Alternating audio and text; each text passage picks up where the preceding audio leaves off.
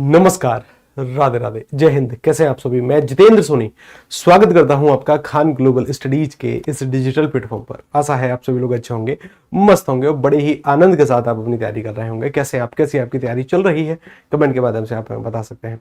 अपने स्वास्थ्य के बारे में भी, अपने घर परिवार के सदस्यों के स्वास्थ्य के बारे में भी आपको जानकारी देनी है।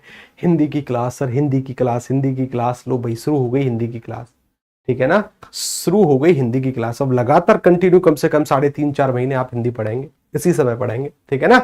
कि भाई साहब कि सर हिंदी की क्लास कब शुरू होगी, हिंदी की क्लास कब शुरू होगी। लो भाई, शुरू हो गई, ठीक है ना, शुरू हो गई हिंदी की क्लास, ठीक है ना। तो कम से कम अब 3.5 से 4 महीने आपके लिए, इस समय के लिए आप हिंदी मान कर रखिए, ठीक है ना।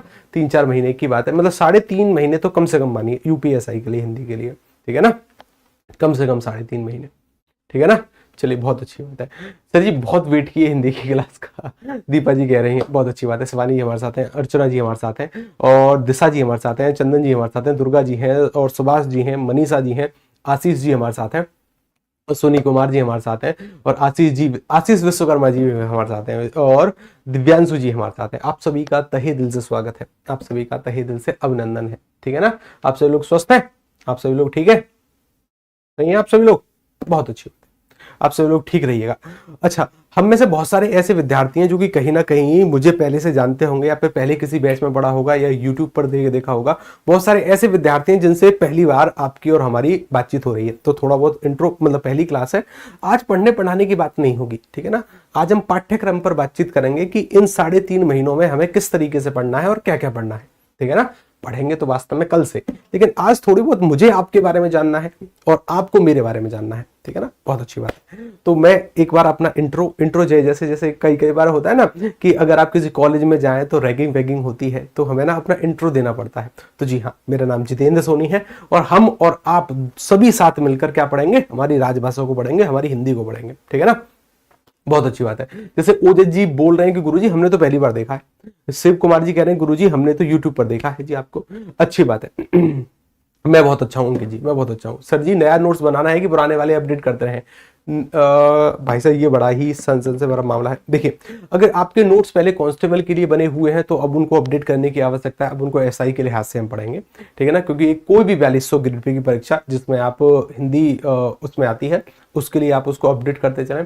कुछ कुछ चीजें नई ऐड होती चलेंगी, तो वहीं पर एक पन्ना जोड़ देना, एक पेज जोड़कर वहीं पर उस चीज को लिखना, ऐड करते हुए चलना, ठीक है ना। बहुत अच्छी बात है। चलिए, बहुत गुरु आपका इंतजार था। हाँ जी भाई, मुझे भी आपका बहुत बेसब्री से इंतजार था आप सभी का कि कब एसआई वाले विद्यार्थी आए। अब देखो ध्यान से सुनिए। ये क्लास अब डेली चलेगी 2:30 बजे से लेकर 3:30 तक, और हम क्या पढ़ेंगे? हम पढ़ेंगे हिंदी। क्या पढ़ेंगे? हिंदी। एक बार पाठ्यक्रम पर आते हैं।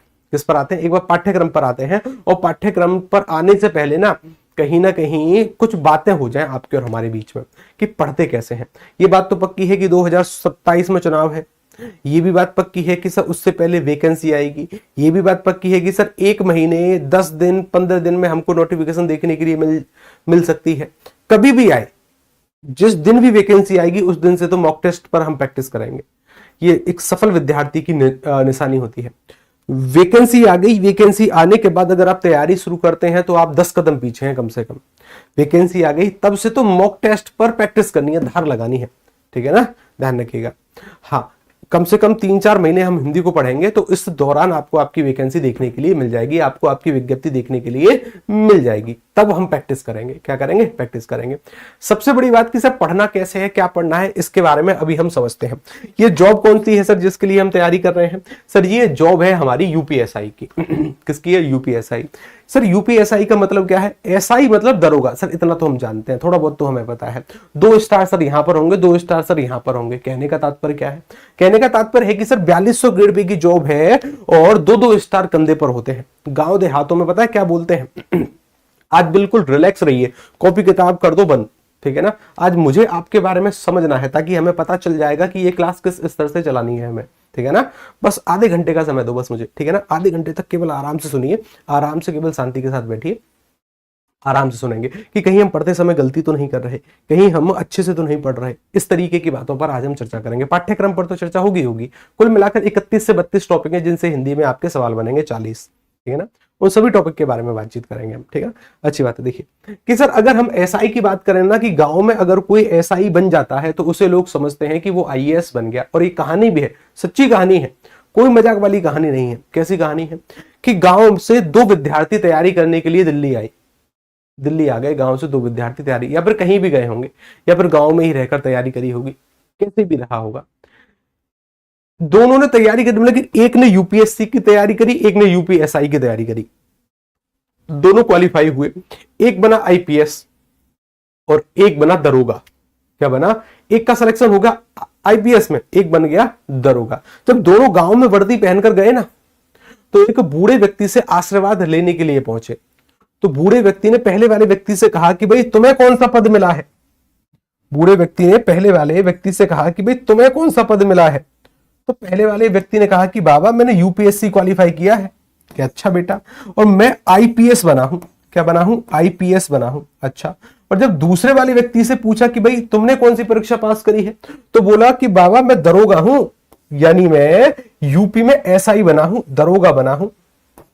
तो बाबा ने इस पहले वाले व्यक्ति से कहा क्या?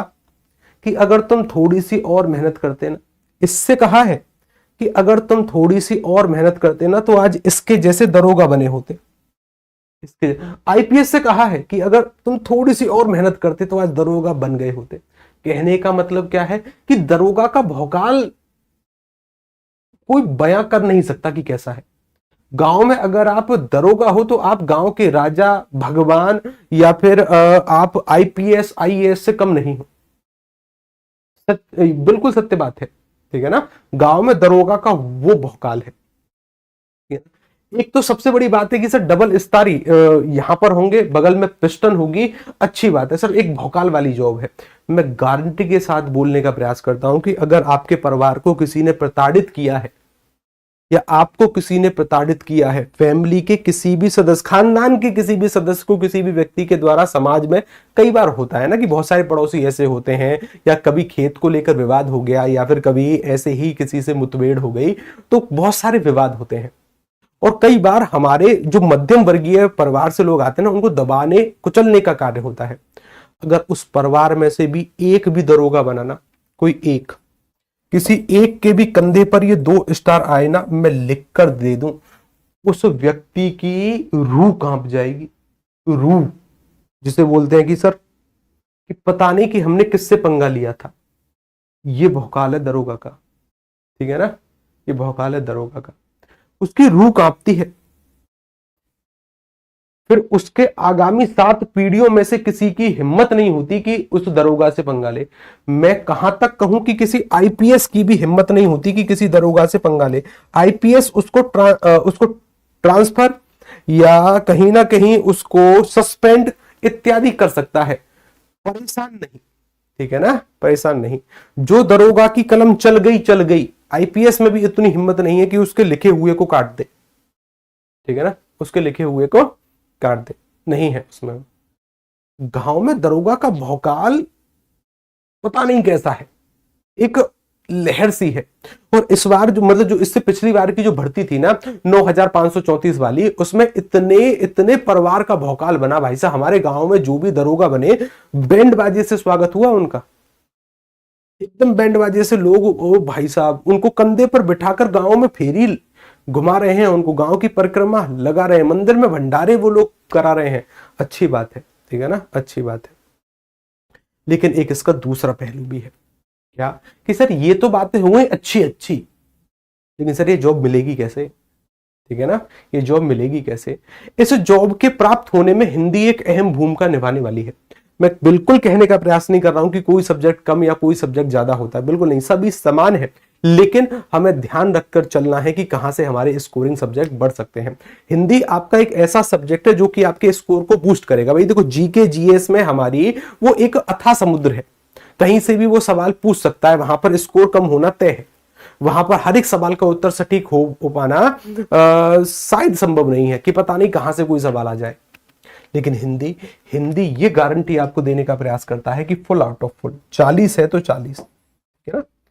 अगर आपने अच्छे से सारे के सारे पाठ्यक्रम को कवर किया है तो फुल आउट ऑफ फुल देने का प्रयास करता है। स्कोरिंग सब्जेक्ट है, सरल होने के साथ साथ सरल है, स्कोरिंग सब्जेक्ट है, ठीक, सरल और स्कोरिंग।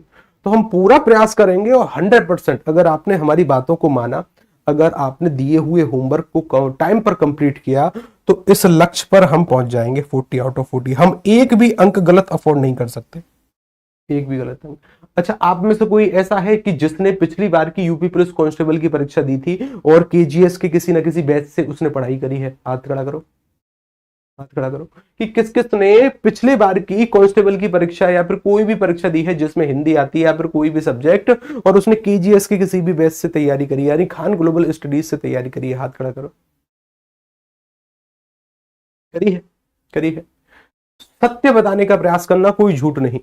हिंदी में जो जो भी आपने पढ़ा था, क्या उसमें से एक आध सवाल को देखकर ऐसा लगा कि काश इसको पढ़ लिया होता तो ये सवाल हमारा सही होता? काश इसको, इस टॉपिक को पढ़कर गए होते तो ये सवाल हमारा सॉल्व होता? सब कुछ कवर करा के भेजा गया था, सब कुछ कवर, कि भाई इसको भी पढ़िए, इसको भी पढ़िए, इसको भी पढ़िए, ताकि एक भी सवाल छूटे ना पाए। भाई जो स्कोरिंग सब्जेक्ट है उसको छोड़ना क्यों, उसको छोड़ना ही नहीं है, बिल्कुल नहीं छोड़ना है, अच्छे से कवर करना है। लेकिन ये सफर आसान नहीं होगा, ये सफर आसान नहीं होगा, थोड़ी सी तो मेहनत करनी पड़ेगी, ठीक है ना। मेहनत सर कैसे? ध्यान दो, दो तीन चीजों के बारे में हमें ध्यान रखना है। पाठ्यक्रम पर आने से पहले पढ़ते कैसे हैं इसके बारे में मैं थोड़ी बहुत जानकारी आपको देना चाहूंगा। जैसे देखिए कि मानकर चलिए आपको एक दो कार्य डेली करने हैं। डेली क्या करने हैं? किस किस के पास डायरी है?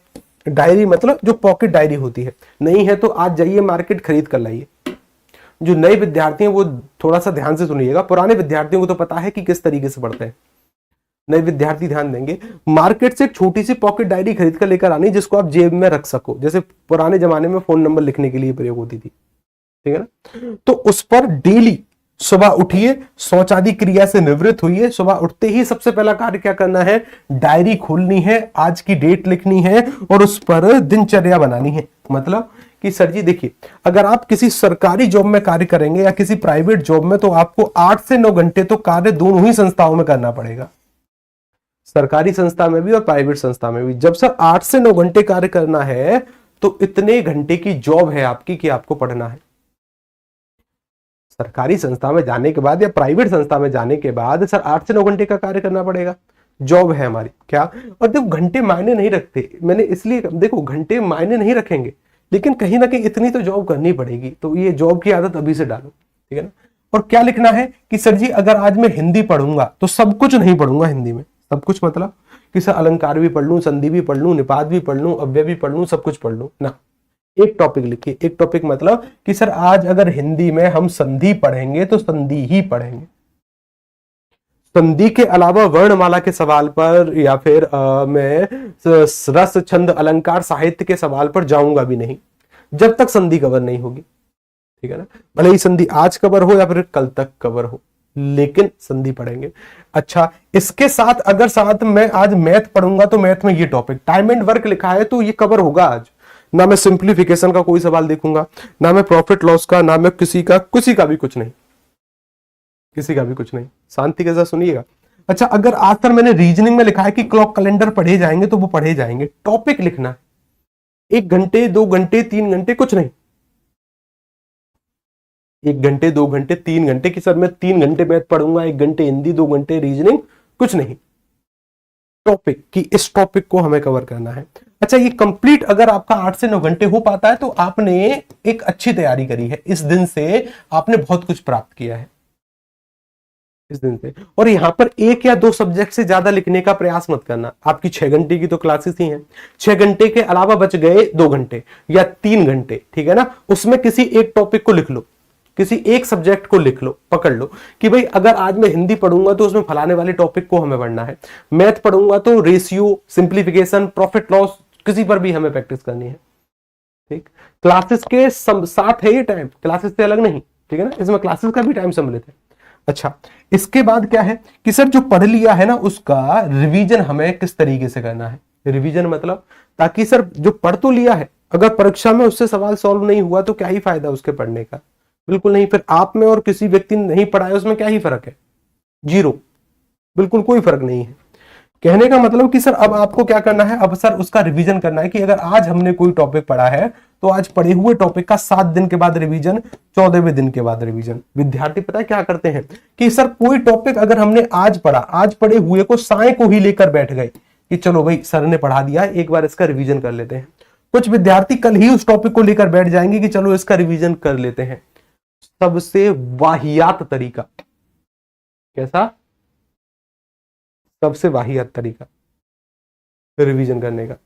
एक स्टडीज कहती है कि अगर आज आपने कोई टॉपिक पढ़ा है ना, तो उसके 5वें 6वें दिन दिमाग लगभग 70% चीजों को भूल जाता है जिसका उसमें इंटरेस्ट नहीं है। ऐसा नहीं है कि अगर आज आपने कोई टॉपिक पढ़ा उसको कल कंप्लीट भूल जाओगे, नहीं। ऐसा हो सकता है कि आज पढ़ा है कल थोड़ा बहुत भूल जाओगे, उसके अगले दिन यानी परसों थोड़ा बहुत और भूल जाओगे, ठीक है ना। धीरे धीरे धीरे करके दिमाग चीजों को भूलने का प्रयास करता है। 5वें 6वें दिन लगभग 70% चीजों को भुला चुका होता है जो उसके लिए नई है या जो उसने पहली बार देखी है। 70%। फायदा उठाओ ना इस चीज का कि आज कोई टॉपिक पढ़ा जाएगा तो उसका पहला रिवीजन 7 दिन के बाद होगा, दूसरा 14वें दिन के बाद, 2 रिवीजन करने समय मिल जाए तो एक 21वें दिन के बाद भी आप कर सकते हो, लेकिन ये ऑप्शनल है, जरूरी नहीं है। इसको छोड़ भी देना, लो भाई छोड़ दिया, नहीं करना। 2 करने हैं कि सर एक 7वें दिन और एक 14वें दिन।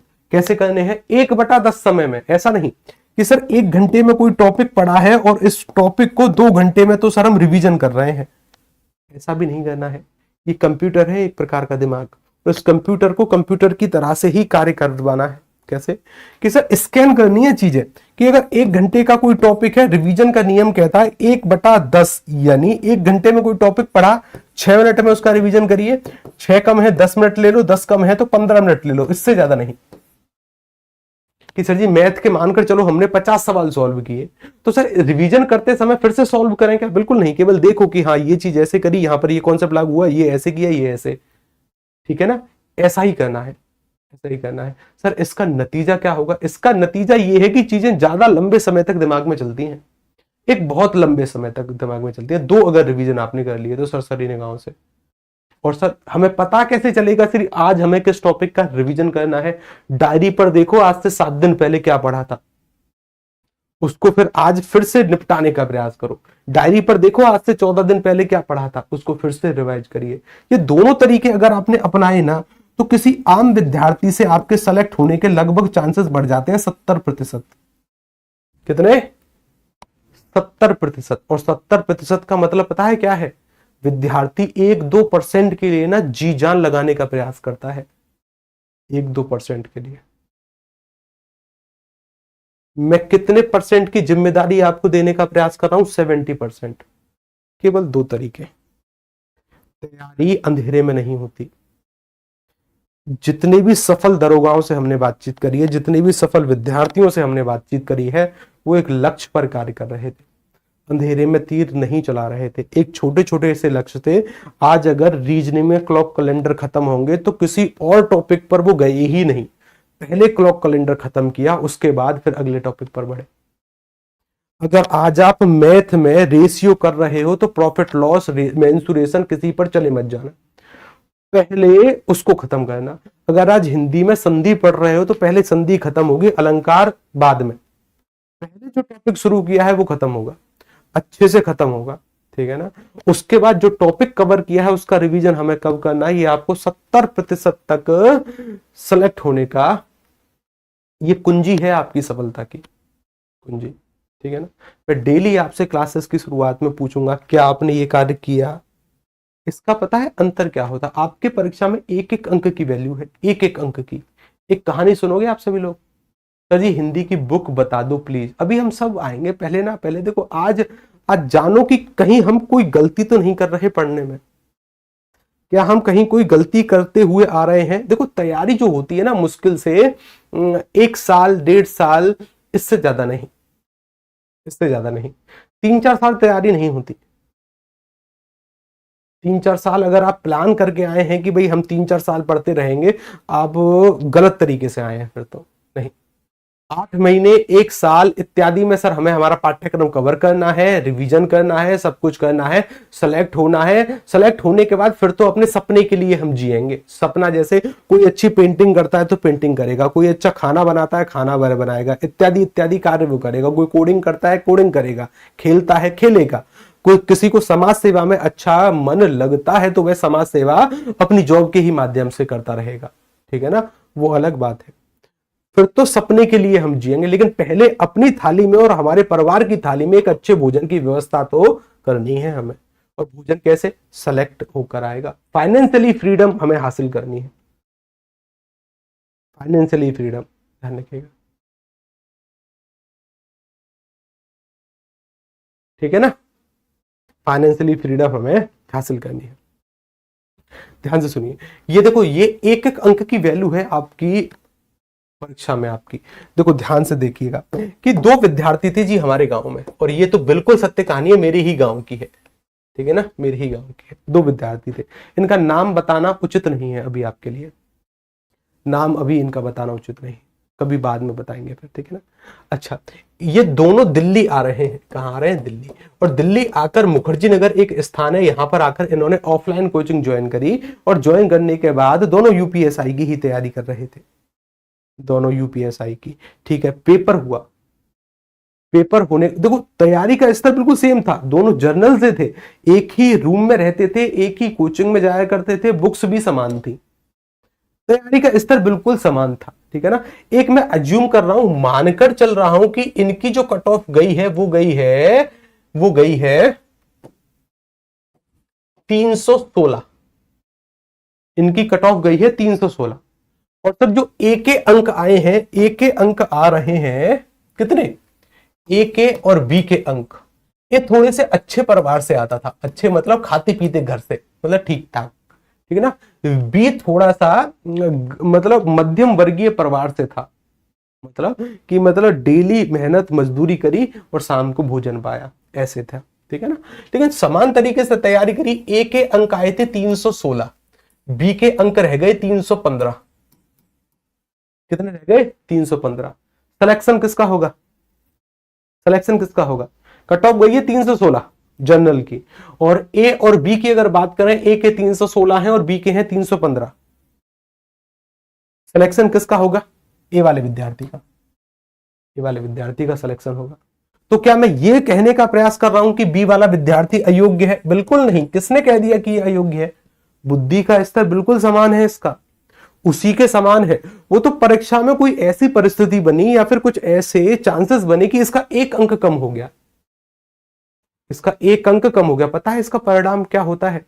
इसका परिणाम यह है कि ये वाला जो ए वाला विद्यार्थी है ना, ए, मेरा यकीन मानना आज भी जब गांव में आता है ना तो बुलेट से घर आता है, बगल में पिस्टन होती है। अब तो शायद एसआई, अब तो शायद इंस्पेक्टर बनने वाला है, प्रमोशन उसका होने वाला है।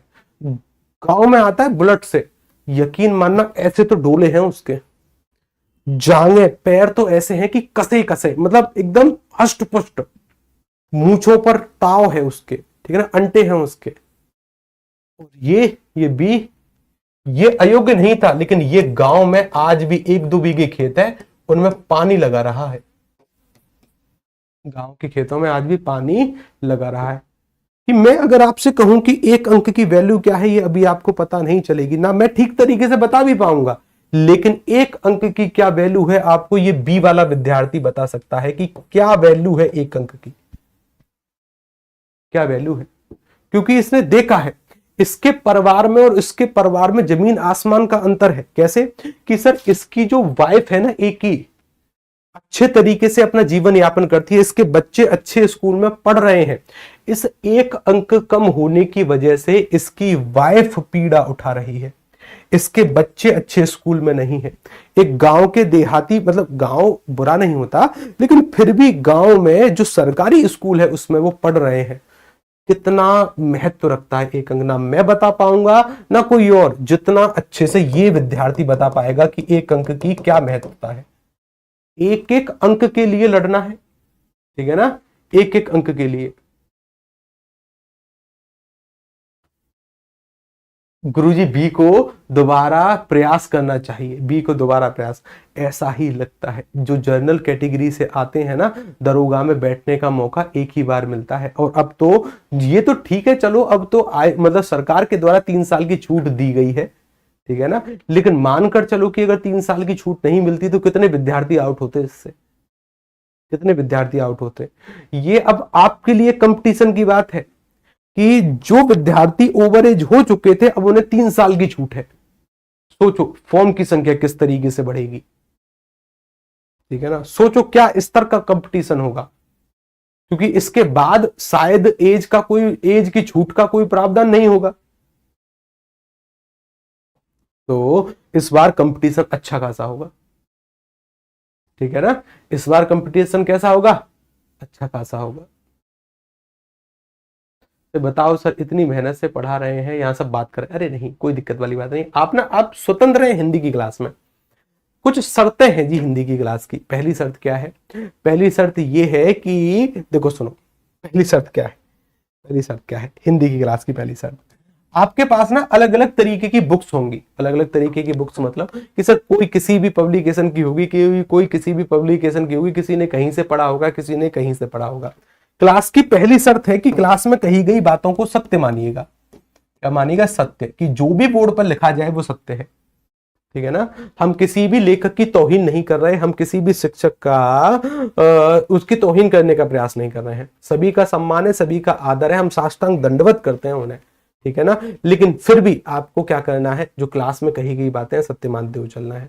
क्योंकि कई बार क्या होता है कि अलग अलग एग्जाम के लिए अलग अलग राज्य सरकारें अलग अलग तरीके से अलग अलग भेद मानती हैं अलग अलग टॉपिक के। तो हमें क्या करना है, जो हम क्लास में पढ़ रहे हैं उसको सत्य मानते हुए चलना है। दूसरा क्या है कि सर चेतना के साथ क्लास में बैठकर पढ़ना है। कि सर जी क्या ये कोई लड़की है क्या, अरे लड़की के साथ बैठकर नहीं पढ़ना है। चेतना मतलब बुद्धि, जागृति के साथ पढ़ना है। जागृति अर्थात कि अगर आपकी जड़ बुद्धि है तब ये क्लास आपके लिए नहीं है। अगर जड़ बुद्धि है तब ये क्लास आपकी, कि मैं कर नहीं सकता या मेरे द्वारा होगा नहीं, ऐसा भाव अगर आपके अंदर है तो माफी चाहूंगा, ये फिर क्लास आपके लिए नहीं। 10% कहीं ना कहीं आपके अंदर एक चीज होनी चाहिए कि हाँ भाई मैं कर सकता हूं। जैसे कि वैसे बहुत सारे विद्यार्थी ऐसे हैं जो कि सोच कर बैठे हैं कि ये मेरे बस की बात ही नहीं है, मैं कर ही नहीं सकता, मुझसे नहीं होगा, मुझसे नहीं होगा। तो हम भी फिर कुछ कर भी नहीं सकते। जो 100% मानकर बैठे हैं कि भाई ये मेरे लिए नहीं है या फिर ये मेरे बस की बात नहीं है, फिर हम भी कुछ कर ही नहीं पाएंगे। लेकिन अगर आप 10% भी मानते हैं कि शायद अगर मैंने मेहनत करी तो कुछ हो सकता है, शायद अगर मैंने कुछ प्रयास किया तो कुछ हो सकता है, तो फिर इस प्रयास को खींचने की जिम्मेदारी फिर हमारी हो जाती है 90%, ठीक है ना। फिर हम इसको खींच देंगे। लेकिन पहले ये भाव होना चाहिए कि हाँ मैं कर सकता हूं। मेरे जैसे ही लोग करते हैं, जो लोग सफल होते हैं मंगल ग्रह से नहीं आते, यहीं से होते हैं, हम में से ही होते हैं, ठीक है ना, हम में से ही होते हैं।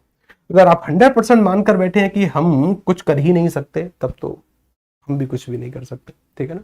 थोड़ा बहुत भाव होना चाहिए कि हम कर सकते हैं। यानी जड़ बुद्धि के साथ ही क्लास नहीं चलेगी, थोड़ी बहुत जागृति, चेतना, हाँ मैं कर सकता हूं, मेरे जैसे ही लोग करते हैं, जो दरोगा बने हैं हम में से ही थे और आगे चलकर हम में से ही होंगे, ठीक है ना। अच्छा, इसके साथ सर एक चीज और है, आनंद के साथ ये क्लास चलेगी। किसके साथ, आनंद के साथ। आनंद मतलब सर मैंने हर एक क्लास में ये बात बताने का प्रयास किया है, हर एक बैच में, कि आनंद क्या है।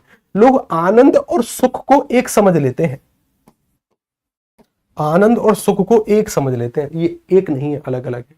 मुझे प्यास लगी, मैंने कंप्यूटर महोदय जी से कहा कि भाई एक गिलास में पानी दे दो, वो पानी लाए और मैंने पानी पिया, मेरी प्यास शांत हो गई, तो मुझे आनंद मिला कि सुख मिला। सर जी मुझे सुख मिला क्योंकि मेरी प्यास शांत हो गई। लेकिन कंप्यूटर जी पानी लाए, पानी लाकर मैंने पिया, पीने के बाद मेरी प्यास और बढ़ गई, ये स्थिति आनंद की है। हमने कोई एक टॉपिक पढ़ा, टॉपिक पढ़ने पर अगर आपके मन में ऐसा भाव आया कि इसके बारे में अब और जानना है, इसके बारे में अब और पढ़ना है, ये स्थिति आनंद की है। आनंद के साथ ही क्लास चलेगी, ठीक है ना। इसकी जिम्मेदारी मेरी, ठीक है ना, इसकी जिम्मेदारी मेरी, इसकी जिम्मेदारी मेरी, ठीक है जी, इसकी जिम्मेदारी मेरी। अच्छा जी, पाठ्यक्रम पर आने से पहले, पाठ्यक्रम पर आने से पहले एक बार फटाफट से सभी लोग अपने अपने जिले का या अपने अपने राज्य का नाम लिखकर मुझे बताएंगे, ताकि मुझे पता चले हमारे साथ कहां कहां से विद्यार्थी जुड़े हुए हैं। ये 3 शर्तें हैं क्लास की, बिना इन शर्तों की क्लास चलेगी नहीं आपकी। पहली शर्त सत्य मानते हुए चलना है कि सर जी हमारे पास तो एक ऐसी बुक है, उसमें ना ये जानकारी लिखी हुई है, सम्मान है उसका, लेकिन क्लास में कही गई बातों को सत्य मानिएगा। गुरुजी हम आगरा से हैं, गुरुजी हम बिहार से हैं, गुरुजी हम तो सीतापुर से हैं, कन्नौज से हैं, सर यूपी 20 से हैं। अरे भाई साहब नाम ही बोल दो, ठीक है ना। अरे ये रायबरेली गोरखपुर से हैं सर, यूपी 53। क्या बात है भाई। सर जी हम जालौन से हैं, गोरखपुर से हैं, आजमगढ़ से हैं, बुलंदशहर से हैं सर हम। सर जी हम कन्नौज से हैं, बिजनौर से हैं सर। यूपी पी की क्लास कंप्लीट हो गई सर, अभी नहीं हुई उसकी क्लास, अभी चल ही रही है उसकी क्लास, ठीक है ना। लखनऊ से हैं सर 32, यूपी अलीगढ़ से हैं सर, इटावा से हैं, सुल्तानपुर से हैं, आजमगढ़ से हैं, यूपी देवरिया से हैं, शांति नगर से हैं सर, देवरिया से हैं, ईस्ट यूपी से हैं, अच्छा बस्ती से हैं। ओके सर जी हम बिहार से हैं। सर जी हम कहाँ से हैं, हम सर कानपुर से हैं, झांसी से हैं, मेरठ से हैं, पानीपत से भी हो, क्या बात है भाई। गुरुजी मैं कोलकाता से हूँ, सुल्तानपुर से हूँ, अमेठी से हूँ, मुंबई से हैं सर हम। बहुत अच्छी बात है, कानपुर से हैं। अच्छी बात है कि जैसे देखो यहाँ से रोशनी जी बोल रही है कि गुरुजी हम तो गोरखपुर से हैं, ठीक है ना। कोमल जी कह रही हैं गुरुजी सुल्तानपुर से हैं हम। कहाँ से, सुल्तानपुर से। मतलब लगभग हर एक स्टेट कह रहा हूँ, हर एक जिले के लगभग विद्यार्थी हमारे पास है, ठीक है ना। हर एक विद्यार्थी हमारे पास है। तो कहने का मतलब क्या है, कहने का मतलब है कि तैयारी होगी अच्छे से। तैयारी कैसे होगी, तैयारी होगी अच्छे से। अब चलते हैं पाठ्यक्रम की तरफ। किसकी तरफ चलते हैं, पाठ्यक्रम। ध्यान दो कि सर जी हमारी परीक्षा में 40 सवाल आने हैं और 40 सवाल नो नेगेटिव मार्किंग। अभी तक वैसे नोटिफिकेशन क्लियर नहीं है, जैसे ही नोटिफिकेशन आएगी तो ये नो नेगेटिव मार्किंग वाला जो बिंदु है वो स्पष्ट तरीके से क्लियर हो जाएगा। लेकिन पिछली परीक्षाओं की तुलना करें तो वहां पर तो नेगेटिव मार्किंग नहीं थी, हम इस बार भी नेगेटिव मार्किंग नहीं मानकर चल रहे हैं। स्पष्ट तरीके से जानकारी पाठ्यक्रम को या फिर नोटिफिकेशन को देखकर होगी। तो सर हिंदी के 40 सवाल आने हैं। कितने सवाल आने, 40। और इन 40 सवालों को अगर एक कैटेगरी में बांटा जाए तो आप ऐसे बांट सकते हैं कि सर व्याकरण को एक सेगमेंट में आप रख सकते हैं, एक साहित्य को एक सेगमेंट में रख सकते हैं और एक विविध को एक सेगमेंट में रख सकते हैं। सर कहने का मतलब क्या है कि सर अगर हमारी हिंदी को बांटें तो इसके 3 क्षेत्र निकल कर आते हैं, साहित्य, व्याकरण और कुछ मिसलेनियस टॉपिक। जैसे ध्यान से समझिए कि सर अगर इसके रेशियो की अगर मैं बात करूं, इसका रेशियो हो जाता है सर 94%। कितना हो जाता है, 94। कि अगर यूपीएसआई की परीक्षा है 94% सवाल किससे आते हैं, व्याकरण से। 94। अच्छा कि सर जी यहां पर 5% जो सवाल आते हैं वो आते हैं व्याकरण से, सॉरी साहित्य से। किससे आते हैं, साहित्य से। कि बताइए फलाने कवि का क्या नाम है, बताइए उस कवि का क्या नाम है, बताइए उस युग का क्या नाम है, बताइए आधुनिक युग क्या है, ठीक है ना। फलाना पुरस्कार, ढिकाना पुरस्कार। सर 1% हम इसके लिए मानकर चल रहे हैं कि 1% विविध के आधार पर आप बांट सकते हैं। कैसे कि जैसे कोई पत्र से सवाल पूछ दिया, कोई ज्ञापन से सवाल पूछ दिया, पल्लवन से पूछ दिया, संक्षेपण से पूछ दिया। कुछ कुछ पेपरों में हमने ऐसे सवाल देखे हैं, कुछ पारिभाषिक शब्द पूछ दिए, कुछ इंग्लिश के शब्द का हिंदी में ट्रांसलेशन पूछ लिया, या फिर कोई एक रचना है जिसके ऊपर फिल्म बनी है उसके बारे में कुछ जानकारी मांग ली, ठीक है ना। तो ये सब विविध के अंतर्गत चीजें आती हैं, इसको भी देखकर चलेंगे, ठीक है ना। तो ये कंप्लीट 100% के बारे में बातचीत है। ज्यादा फोकस कहाँ करना है, अब पता चला। ज्यादा फोकस सर यूपीएसआई के लिए करना है, कहां पर, व्याकरण पर। उससे कम थोड़ा बहुत फोकस करना है सर हमारे साहित्य पर, उससे कम करना है सर मिसलेनियस पर। पढ़ेंगे सभी, पढ़ेंगे सभी। अच्छा सर टॉपिक के बारे में बातचीत करें या फिर सर पहले 2021 के पेपर का एनालिसिस करें तो सर हमें देखो ऐसी जानकारी मिलती है। अपठित गद्यांश से हमें 5 सवाल देखने को मिलते हैं। सर जी अगर अलंकार की बात करें 1 से 2 सवाल होते हैं, रस की बात करें 1 सवाल होता है, छंद की बात करें 1 सवाल होता है, समास की बात करें 1 से 2 सवाल होते हैं, शब्द शक्ति या फिर शब्द विचार पर बात करें तो 2 सवाल होते हैं इससे। और इसके बाद लिंग, स्त्रीलिंग, पुरलिंग, उभयलिंग इत्यादि इत्यादि, उनसे सर 1 से 2 सवाल आते हैं प्रत्यक्ष अप्रत्यक्ष रूप से।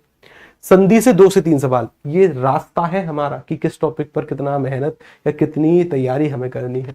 वचन से 1 से 2 सवाल आते हैं, कारक से 1 से 2 सवाल आ जाते हैं, क्रिया से 1 से 2 सवाल आते हैं, विशेषण से 2 सवाल आते हैं, अव्यय से 1 सवाल आता है, वर्तनी से 1 सवाल आता है, इसके साथ शब्द अर्थ से 1 सवाल आते हैं, उपसर्ग प्रत्यय से 1 से 2 सवाल, विलोम शब्दों से 2 सवाल लगभग, और पर्यायवाची से 2 सवाल, मुहावरों से 1 से 2 सवाल, अनेक शब्दों के स्थान पर इनसे 3 सवाल, सर अनेकार्थक से 1 सवाल, पत्र लेखन से किसी किसी शिफ्ट में देखने को मिलता है, किसी किसी शिफ्ट में देखने को नहीं मिलता, तो हमने 0 माना है क्योंकि मिसलिनियस का टॉपिक है।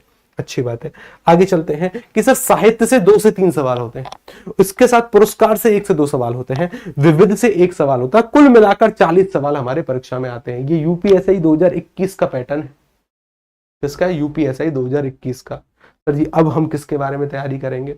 अब हम और आप मिलकर तैयारी करेंगे हमारे इस पाठ्यक्रम के बारे में। ध्यान से समझिए, आप और हम मिलकर पढ़ेंगे अपठित गद्यांश पद्यांश। वैसे आपकी परीक्षा का पाठ नहीं है, लेकिन फिर भी थोड़ी बहुत चर्चा इसके बारे में करेंगे जरूर, कि भाषा विज्ञान, हिंदी कहां से बनी, कैसे बनी, बोली क्या है, संपर्क भाषा क्या है, प्रांजल भाषा क्या है, उपभाषा क्या है, कितनी बोली होती है, कहां कहां बोली जाती है, उत्तर प्रदेश के किस जिले में कौन सी बोली है, क्षेत्र क्या है, उपभाषा क्या है, विभाषा क्या है, भारतीय संविधान में कितने अनुच्छेद हैं, हिंदी दिवस, विश्व हिंदी सम्मेलन इत्यादि इत्यादि सभी बातों को यहाँ पर पढ़ेंगे। अच्छा, उसके बाद वर्ण विचार, स्वर क्या है, व्यंजन क्या है, वर्ण किसे कहते हैं, अक्षर क्या है, साथ के साथ अल्प प्राण, महाप्राण, सगोष, अगोष, वो सब यहीं पर आ जाएंगे। उसके बाद शब्द विचार, तत्सम, तद्भव, देशज, विदेशज शब्द कैसे बढ़ते हैं, यानी उपसर्ग, प्रत्यय, वो सभी यहीं आएंगे। ठीक है ना। उसके बाद संज्ञा, अर्थ के आधार पर कितने प्रकार की है, व्युत्पत्ति के आधार पर कितने प्रकार की है, पंडित भोलानाथ तिवारी संज्ञा के कितने भेद मानते हैं, मूल संज्ञा कितने प्रकार की है, सारी की सारी बातों को यहाँ पढ़ेंगे। सर्वनाम, संज्ञा के स्थान पर आने वाले शब्दों को सर्वनाम कहते हैं, कितने प्रकार के होते हैं, कौन कौन से शब्द होते हैं, पुरुषवाचक के कितने भेद हैं, सर्वनाम के विशिष्ट नियम क्या हैं, सभी बातों को यहाँ पर पढ़ेंगे। विशेषण कितने प्रकार के हैं, अंग कितने हैं, या वाक्य में प्रयोग होने के आधार पर कितने प्रकार के हैं, अवस्थाएं कितनी हैं, एक एक चीज पढ़ेंगे। क्रिया, अर्थ के आधार पर, काल के आधार पर, वाच्य क्या है, कर्म के आधार पर, रचना के आधार पर, सभी बातों को यहां पढ़ेंगे। उसके बाद अवकारी शब्द, संबंध बोधक अव्यय क्या है, अव्यय क्या है, निपात क्या है, क्रिया विशेषण क्या है, या संबंध बोधक अव्यय क्या है, सारी बातों को यहां पर पढ़ेंगे। लिंग, लिंग का शाब्दिक अर्थ होता है चिन्ह, जैसे स्त्रीलिंग और पुल्लिंग, उन सभी को यहां पर पढ़ेंगे। अपवाद क्या होते हैं कि सर जी दही स्त्रीलिंग है कि पुल्लिंग है, सरसों क्या है, चांदी क्या है, या तरल पदार्थ क्या है, ज्वार स्त्रीलिंग में आएगी कि पुल्लिंग में, सभी बातों को यहाँ पर पढ़ते हुए चलेंगे। वचन, एक वचन, बहुवचन, सदैव एक वचन में प्रयोग होने वाले शब्द, सदैव बहुवचन में प्रयोग होने वाले शब्द इत्यादि। कारक, संस्कृत में कारक कितने हैं, हिंदी में कितने हैं, किस कारक से कितने समास बनते हैं, इत्यादि इत्यादि, इनका क्रम क्या रहेगा या फिर कितने प्रकार होंगे, एक एक चीज को पढ़ेंगे यहाँ पर डिटेल से। उसके बाद संधि, स्वर संधि कितनी है, और व्यंजन संधि कितने प्रकार की है, या विसर्ग संधि कितनी है। ओ भाई साहब, एक सवाल, गुरुजी भाभी जी आ गई क्लास में, ओ भाई साहब, ओ भाई साहब, ओ भाई साहब, भाभी जी क्लास में आ गए भाई साहब, फिर तो जी हमें बचकर रहना पड़ेगा भाई साहब, ठीक है ना, फिर तो हमें बचकर रहना पड़ेगा। एक कमेंट है कि गुरुजी भाभी जी हैं क्लास में, भाई साहब फिर तो हम उनके बारे में कुछ बोल भी नहीं सकते, कुछ अगर हमने चूं चै करी ना तो फिर तो शाम को खाना नहीं मिलेगा जी हमें, ठीक है ना। ये आपकी पहली क्लास है ठीक है ना, और मुझे कुछ कुछ लक्षण पहले से दिख रहे हैं। जैसे हमारे यहाँ पर एक बात बोलते हैं गुरुजी, क्या कि पूत के पांव पालने में दिखते हैं तो मुझे ना कुछ कुछ पैर आपके पालने में दिख रहे हैं अभी, ये बैच किस तरीके से चलेगा ठीक है ना, पूत के पैर पालने में दिख रहे हैं भाई साहब, ठीक है ना, कि गुरुजी भाभी जी आई हैं क्लास में, ठीक है ना, फिर तो हम कुछ बोल ही नहीं सकते भाई साहब, ठीक है ना। कुछ हमने देखा तो कहीं ना कहीं पता क्या होगा, शाम को खाना नहीं मिलेगा। ये अच्छी बात है, ये चीज होनी भी चाहिए, ठीक है ना, ये चीज होनी चाहिए, थोड़ा बहुत हंसी मजाक, थोड़ी बहुत एक दूसरे की टांग खिंचाई होनी भी चाहिए।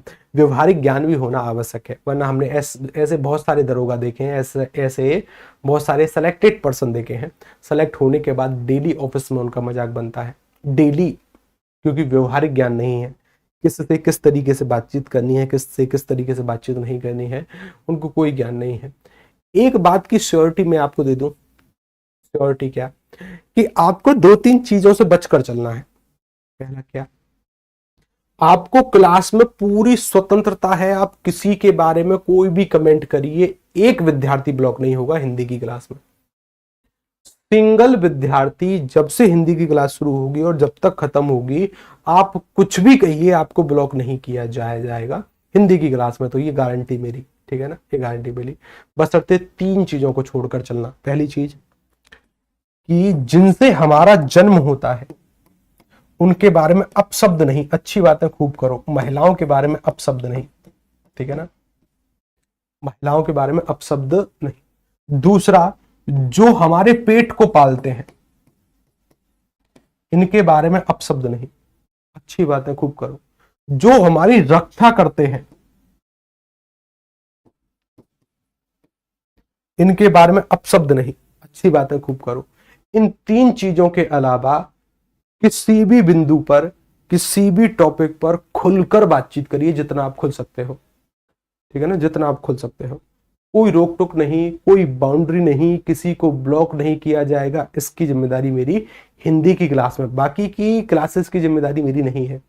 कि अगर आपने किसी और सर की क्लास में थोड़ा सा और खुलने का प्रयास किया ना, तो आप ब्लॉक भी हो सकते हैं, लेकिन हिंदी की क्लास में कोई ब्लॉक नहीं होगा, इसकी जिम्मेदारी मेरी, ठीक है ना। हाँ, इन 3 चीजों के अलावा आप किसी भी चीज पर बातचीत करें, इन 3 चीजों पर अच्छी अच्छी बातचीत करो, ठीक है ना, अपशब्द नहीं। ये बस बर्दाश्त नहीं होगा, ठीक है ना, ये बस बर्दाश्त नहीं होगा। इसके अलावा पूरी तरीके से स्वतंत्र है। किसी ने क्या पहना है, मैंने क्या पहना है, या फिर कौन कहां पर गया है, या फिर सर जी शादी कब हुई, क्या खाया, क्या पिया, पूरी स्वतंत्रता, पूरी स्वतंत्रता। कुछ भी पूछो, कहीं भी पूछो, कैसे भी पूछो। लेकिन एक शर्त और है, टर्म्स एंड कंडीशन अप्लाई। क्या? क्लास की टाइमिंग रहेगी 1 घंटे। 1 घंटे में शुरुआत की 50 मिनट मेरी, मैं आपके किसी भी कमेंट का उतने तेजी से जवाब नहीं दे पाऊंगा शुरुआती 50 मिनट में। ये शुरुआती 50 मिनट है मेरे, ये तो मेरे हैं, है ना। इसमें मैं आपकी सुनने वाला नहीं, सुनने वाला मतलब आप स्वतंत्र हैं कमेंट के लिए, लेकिन जो अच्छे कमेंट होंगे या फिर जो वास्तव में जो डाउट होंगे उनको देखना ये मेरी जिम्मेदारी है। लेकिन आपके हर कमेंट पर जवाब देना ये शुरुआत के 50 मिनट में मुझसे नहीं हो पाएगा। अंतिम के 10 मिनट आप और हम सभी की चुगली करेंगे, ठीक है ना, अपने पड़ोसियों की, या कोई चीज समझ में नहीं आई है उसको डाउट के तौर पर पूछेंगे, या फिर सर कोई भी बात है उसके बारे में बातचीत करेंगे, एक दूसरे की बुराई सब काम करेंगे अंतिम के 10 मिनट में। शुरुआत के 50 मिनट मेरे, चुपचाप से केवल मुझे सुनोगे आप, ठीक है ना, मुझे ये डील होनी चाहिए आपकी और हमारी, ठीक है ना, कि अंतिम के 10 मिनट में पड़ोसियों की बुराई, नाते रिश्तेदारों की बुराई, कोई सवाल समझ में नहीं आया उस पर डाउट, या किसी और मुद्दे पर चर्चा, हिंदी के किसी भी टॉपिक से, मतलब अंतिम के 10 मिनट केवल जिस टॉपिक पर बात कर रहे हैं ना उसी से संबंधित नहीं है। आपको हिंदी के किसी भी टॉपिक में कोई भी डाउट आ जाए तो आप अंतिम के 10 मिनट का इंतजार करिएगा, ठीक है।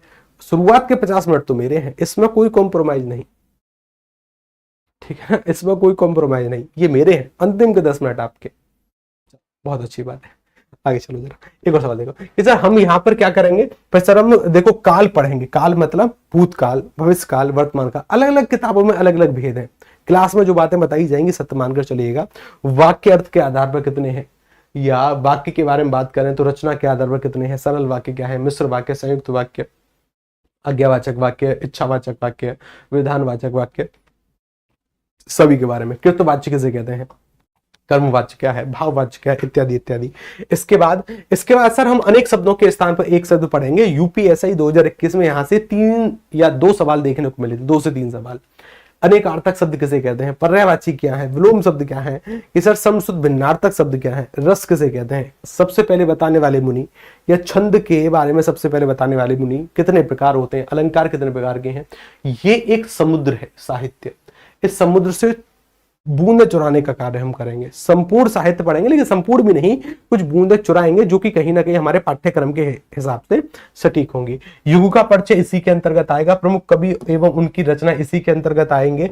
पत्र लेखन, देखो यहां से क्या है कि कई बार एक भी सवाल नहीं होता, इसलिए हमने 0-0 रखा, और कई बार सवाल होते भी हैं।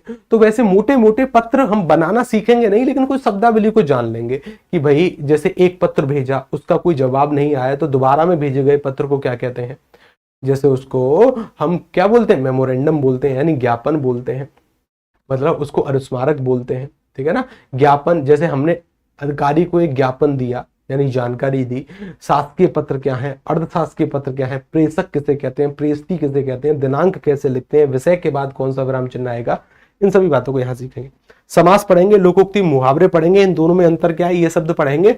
उसके बाद ये सारी की सारी चीजें हमें पढ़नी है। कुल मिलाकर 30 से 31 टॉपिक हैं जी आपके, जिनसे आपके सवाल बनते हैं, ठीक है ना।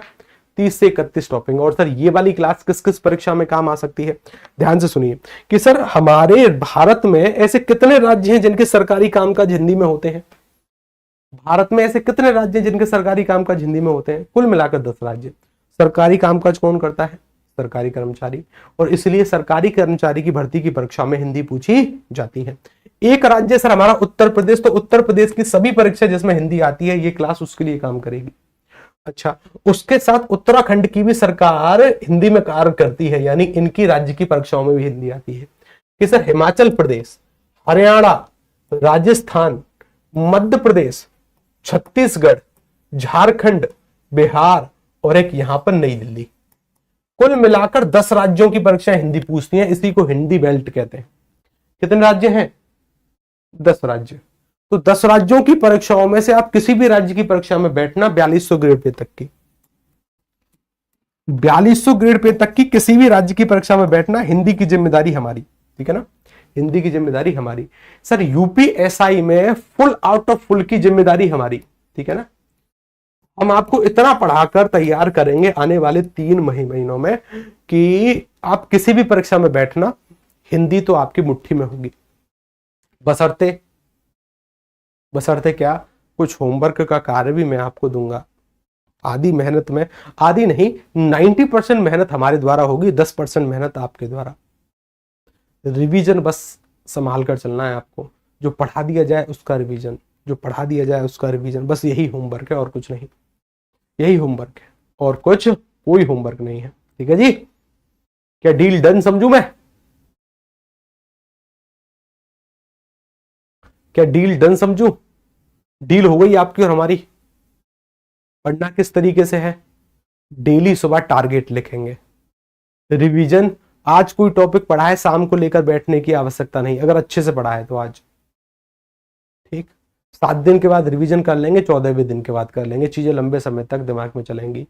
एक एक अंक को अच्छे से कवर करेंगे, एक एक अंक को, एक एक अंक की वैल्यू है।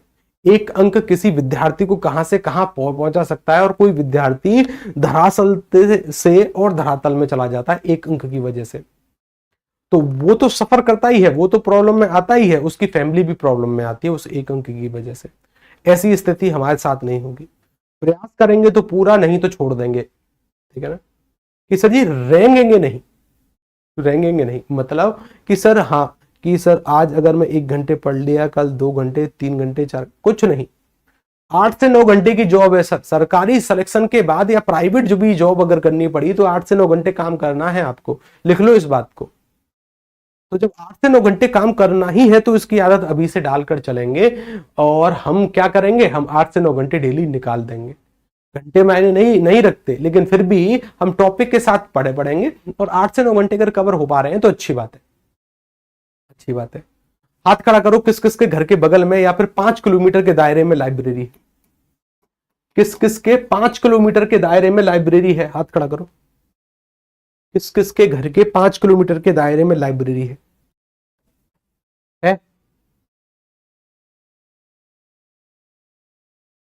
किस किस के घर के 5 किलोमीटर के दायरे में लाइब्रेरी है? 5 किलोमीटर के दायरे में है।